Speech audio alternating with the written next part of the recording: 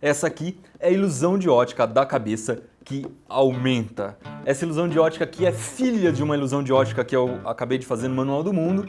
Então o link da ilusão de ótica principal eu tô deixando aqui embaixo e lá também tem a explicação de por que esse tipo de ilusão de ótica funciona. Então vamos lá, eu vou mostrar uma imagem agora em tela cheia, coloque o seu vídeo em tela cheia, colocou? E aí você vai ter que ficar olhando no centro da imagem durante 15 segundos. Vamos lá, eu vou anotar aqui.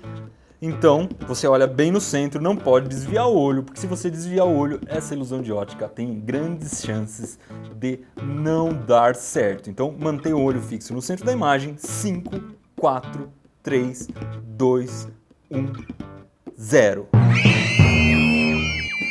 Dá só uma olhada no que está aparecendo. Se você quiser ver uma terceira ilusão de ótica que tem a ver com isso aqui também, a da cabeça que diminui, eu tô deixando o link dela aqui embaixo.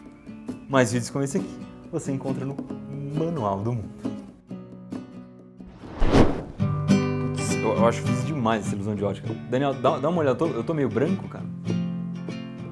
Ué, caramba, nossa.